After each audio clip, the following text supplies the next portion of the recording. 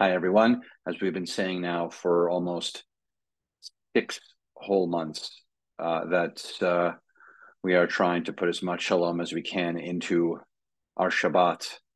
Like I said, tomorrow marks the 6 month mark since October 7th. And so we are always thinking about Israel each and every day, and hopefully each and every moment as we enter the Torah portion called Shemini. Shemini means eighth. It refers to the eighth day of the finalization of the ordination of Aaron and his sons. And it is also in the way that the calendar works.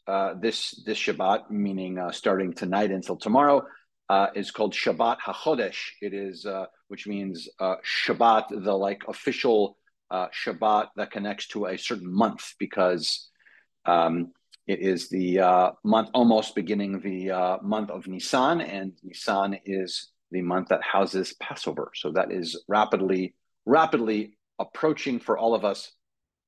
And Shemini has the final ordination has a very complicated twist in regards to two of Aaron's sons, Nadav and Avihu.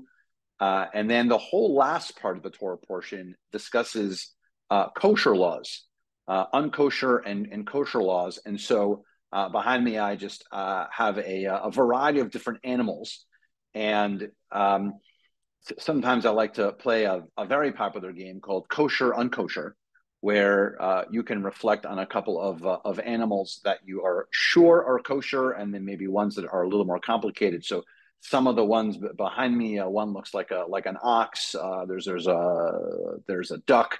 Those are two kosher animals. Obviously, a kosher animal that the ones that we know maybe the easiest.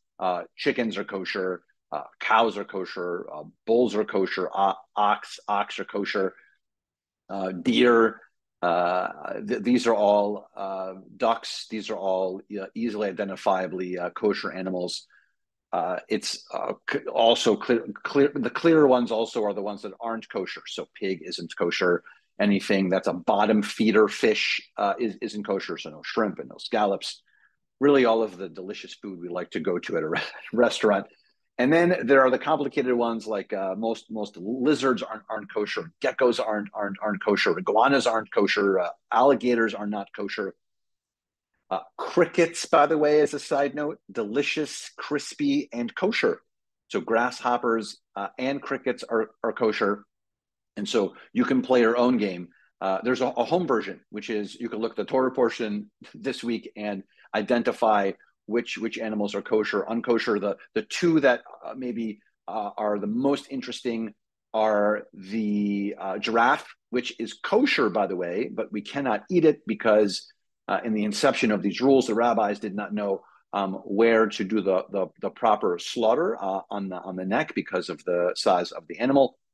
And the other is the swordfish, which is born kosher and then actually becomes not kosher, and because it sheds its scales. So, like I said, fun home game of deciding kosher, unkosher. So I hope that this Torah portion helps us to, as we enter the Shabbat, think about how as Jews it becomes our job to just make a bit of a separation. Like, how are we going to act a little differently? What can we do if it's our diet, if the way we look at certain holy moments? What separates us from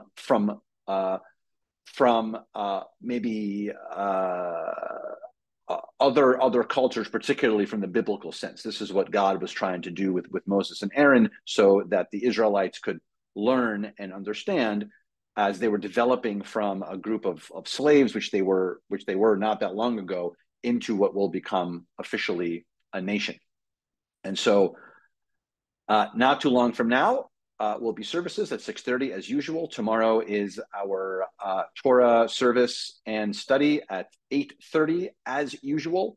And so I hope that everyone is able to put as much shalom as you possibly can into your Shabbat.